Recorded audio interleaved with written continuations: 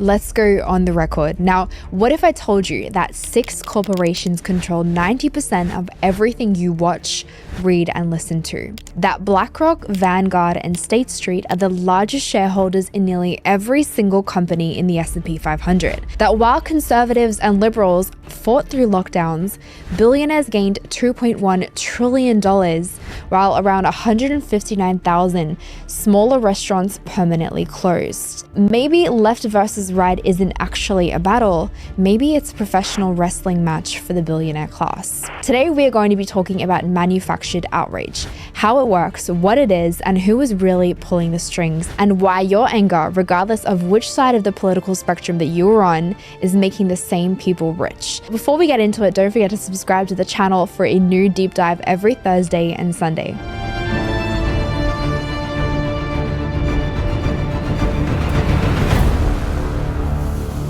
Let's get into it. Let's talk about the grand illusion. Is it possible that the left-right paradigm isn't a battle between good and evil, but rather it is a magic trick and we are all watching the wrong hand? Here's your first uncomfortable truth. Since the 1980s, the US media ownership has consolidated dramatically, and today a handful of giants, Comcast, NBCU, Disney, Warner Bros., Discovery, Paramount, Global, Fox Corp, and the News Corp, they dominate many major channels. Meet the Telecommunications Act of 1996, signed by Bill Clinton with overwhelming bipartisan support. The 1996 law promised more competition, but in practice, it paved the way for large waves of consolidation, particularly in radio. Now, I want to read you guys a quote put out by Bernie Sanders. It said this is what the American media looks like today. The wealthiest person in the world, Elon Musk, owns X. The second wealthiest person in the world, Larry Ellison, owns Paramount, including CBS, and will possibly now be taking over TikTok and CNN. Jeff Bezos owns Washington Post and Twitch. Mark Zuckerberg owns both Facebook and Instagram. In fact, the top 5 richest men in the world are all media owners or executives. When we talk about oligarchy in America, it's not only income and wealth inequality, it's control over the media and what the American people are able to see, hear, and read. Beyond media, let's talk about index giants, Vanguard, BlackRock, and State Street. These are the top shareholders in most S&P 500 companies, and together they're the largest holder in roughly 9 out of 10. Now, they don't care which brand wins because they own them all. And the same billionaires who are funding these conservative think tanks, well, they are also funding progressive organizations. The same big index investors are major holders in both Warner Bros., Discovery, CNN, and Fox Corp. The same executives donating to Republicans are writing checks to the Democrats. They don't care if you're outraged about radical gender ideology in schools or outraged about book bans. They care that you're outraged about culture war issues instead of asking why housing has become unaffordable for working families. Now, anger is the whole point here. The division is the product and the distraction is the goal. Manufactured rage isn't a new thing. It's not new. Our grandparents had tabloids screaming about Elvis's hip movements corrupting America's youth. Our parents had talk shows where people threw chairs because somebody looked at them wrong. But now, oh honey, we have weaponized this, and we are no longer just reading about this outrage in the checkout line of the grocery store. Well, we are now living inside of it 24/7. And here's the kicker, we are addicted to it. So let me break down the formula for you, because honestly, it's a little embarrassing how simple this formula is. Step 1, find something threatening your audience's identity. Step 2, make it sound like the fate of humanity depends on everybody else being mad about it as well. Step number 3 is create an urgency. If we don't act now, everything you care about is going to be destroyed. Step number 4 is monetize through clicks, donations, and merchandise. Step number 5 is profit. It's literally that easy, and we just keep falling for it. We are shocked when the internet wants us to be angry. Now, the algorithm doesn't care if you're happy, because happy people scroll past things. Angry people, well, angry people, they comment, they share, and they argue with strangers, and they stay glued to their screen for hours. Which brings us to today's second uncomfortable truth. You are not just a customer, you are the product. And the anger, well, that is your price tag. Let's talk about why this works so well on us. And the spoiler alert is this: it's not because we are stupid, it's because we are human. Humans are neurologically wired for us to pay attention to threats. When we get angry, this intense anger engages threat circuits and neuromodulators in our brain, like dopamine or even noradrenaline, and these impair the prefrontal control and clear thinking. So basically, what I'm saying is that being outraged feels good. It makes us feel righteous, like we are part of something bigger than ourselves. And here's the scariest part. Being angry impairs our prefrontal cortexes. That's the part of your brain responsible for critical thinking. So when you're really mad, you actually can't think as clearly, which is why politicians love angry voters. This is why brands love angry customers and why influencers love angry followers. An angry audience is a predictable audience. And don't even get me started on the politics, because truthfully, both sides of the spectrum have turned outrage into an art form. Though, let's be honest, many on the left have perfected the victim mentality into science. Politicians used to run on platforms like, here's how we'll fix the economy, or here's how we plan for education.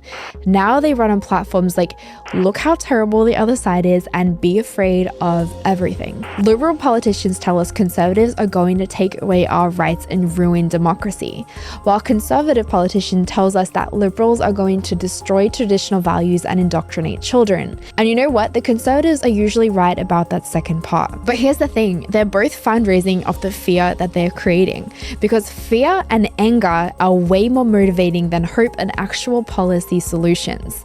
Now, let's talk about immigration. Most conservatives want border security, they want rule of law, and to put American workers first. While many liberals want open borders, they want sanctuary cities and to prioritize illegal immigrants over American citizens. Both sides here are getting their fundraising emails written, but only one side is actually trying to solve the core problem. Meanwhile, who is actually benefiting from our broken immigration system? It's multinational corporations that exploit undocumented workers for below minimum wages. It's undercutting hard-working American families in the process. It's career politicians who need a perpetual crisis to campaign on. And don't forget the private prison companies that get paid per immigrant detained. Democrat politicians who want future voters dependent on government programs. And this immigration debate has been happening the exact same way for 40 years because it is profitable for the establishment to keep it broken. So secure the border and create legal pathways that put America first, well, lose the cheap labor and future Democrat voters. The swamp creatures in both parties here benefit from the chaos. It's the same thing in healthcare. Republicans, they want to restore free market principle and get the government out of healthcare, while Democrats want full government control, which is basically like the DMV running your doctor's office. They've been having this same fight for over a decade. But here's what the establishment doesn't want us to know. It's that insurance companies made record profits under Obamacare. Exactly what you'd expect when big government mandates everyone buy their products. Pharmaceutical companies make record profits regardless of which party is in power because they own the politicians on both sides. The actual problem isn't whether the healthcare is public or private, it's that the system has been captured by crony capitalism and big government bureaucrats instead of operating as a true free market. Republicans had the right idea about repealing Obamacare, but the swamp creatures in their own party have sabotaged them. As we talked about, a scared voter is a loyal voter, an angry voter is a motivated voter, but a calm, rational voter who actually reads the Constitution and can think for themselves, well, that is a voter who might realize that the federal government has gotten way too big and way too powerful.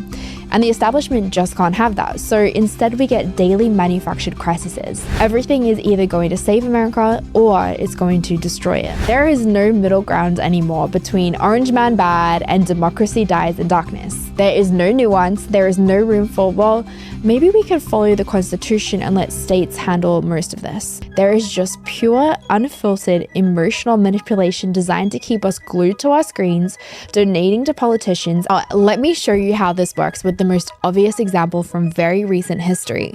Now, do you remember how the pandemic became a massive left versus right battle? Lockdowns versus freedom, masks versus individual liberty. Here's what is really interesting to me.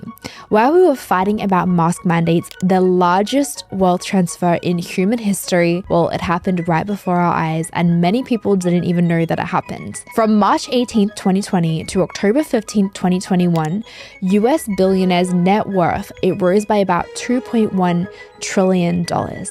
That is roughly a 70% increase in their collective wealth. Meanwhile, nearly 159,000 food and drink establishments closed in 2020 alone. These are small businesses, the backbone of the American entrepreneurship. They got destroyed while big tech giants saw record profits. Working families got about $1,200 checks, while multinational corporations got trillions of dollars in bailouts. Mom and pop restaurants that had been family legacies for generations, they closed forever while Silicon Valley delivery apps made billions of dollars. The left was mad at people for not following government health mandates. The right was mad at the unconstitutional government overreach and the destruction of individual liberty. But nobody seemed to notice that the billionaire class made out like bandits regardless of which side was winning. Somehow, the people who were right about government overreach still got played by the same system. Think about professional wrestling, right? There's the heel and the face. They appear to hate each other. They cut promos about destroying each other. The audience picks sides and gets emotionally invested. But backstage, they're often friends, they're business partners working together to create a very entertaining show that keeps people buying their tickets. And in a nutshell, that is American politics, right? There's Republicans, there's Democrats that put on a show of hating each other, many of them bought and paid for by the same people. But there's also this level of theater. They cut campaign ads about how the other side will destroy America. We pick sides and we get emotionally invested. But when the cameras are off, many politicians are going to the same fundraisers. Their kids are going to the same schools. They vacation at the same resorts.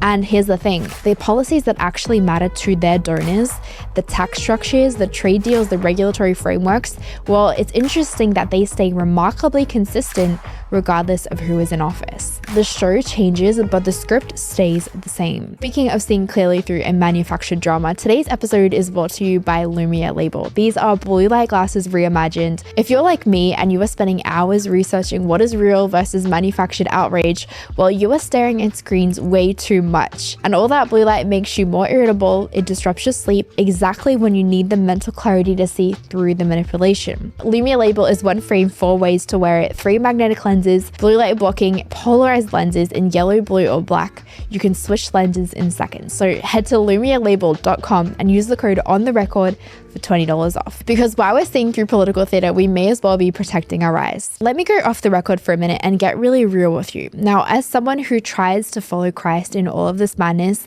I keep coming back to something. The Bible tells us this. It says, the anger of man does not produce the righteousness of God. But our entire culture is now built on being perpetually offended about something. And as we've talked about in previous episodes, being easily offended may mean being more easily manipulated. And here's what I think is really happening. We have confused outrage with discernment.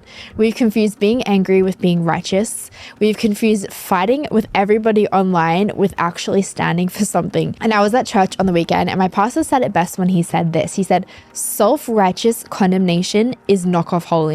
That hit me right in the gut because that is exactly what manufactured outrage is. It is just knockoff holiness. It makes us feel righteous without actually requiring us to be righteous. It makes us feel like we're standing for something without actually having to sacrifice anything. And it gives us the emotional satisfaction of moral superiority, but without the hard work of actually having to live out our values. Here's the thing, while we're all busy being mad at each other all of the time about manufactured controversies, real problems in our community are going unsolved. People's expenses are going way up, but their wages aren't. We've got kids struggling in schools.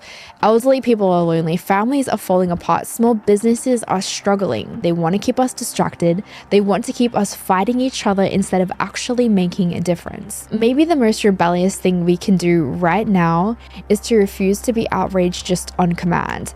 Maybe the most countercultural thing we can do, well, maybe it's choosing peace over drama. Maybe the most radical thing that we can do is choose real holiness over the knockoff version. I'm not saying just stop caring about issues. What I'm saying is this: start caring about the right issues in the right way. And instead of fighting about corporate pride campaigns, what if we actually just focused on why American workers can't afford homes? Instead of debating which politicians are more corrupt, What if we created systems that actually drained the swamp? What if we refused to hate on command? What if we decided to build something beautiful instead of always fighting about what is ugly? Because while we're fighting the culture war, people are building actual alternatives. They are creating intentional communities based on traditional values. They are starting businesses that actually put American families first. They are building mutual aid networks rooted in Christian principles, homeschooling their kids to protect them from ideological indoctrination. They're not posting about it, they're not arguing about it, they're just doing it. And that terrifies the people who profit from our division more than any political victory ever could. Now, here's my challenge to you. The next time you feel that familiar surge of outrage about something you saw online, maybe it's even this video, just ask yourself these 3 questions. Number 1, who benefits from me being angry about this? Number 2, is it actually important or is it designed to get my attention? Number 3, am I choosing real holiness here or am I settling for the knockoff version? Because I guarantee you, somewhere there's a marketing executive high-fiving their team because their manufactured controversy went viral. Don't give them dissatisfaction. We don't just need better politicians, we need better people. We need to choose the narrow path, and the narrow path isn't just left or right, it's Jesus. This is the path of people who refuse to let their anger be monetized, their fear be weaponized, and their faith be politicized. It is the path of people who know that the kingdom of God isn't just a political platform, it's a way of life that threatens every earthly kingdom built on division and exploitation. Now it's your turn to go on the record. Now, don't forget to subscribe, join the page, and let me know, what is the most ridiculous thing that you've seen people getting outraged about lately? What's one thing you're going to build instead of argue about? I will see you guys in the next episode.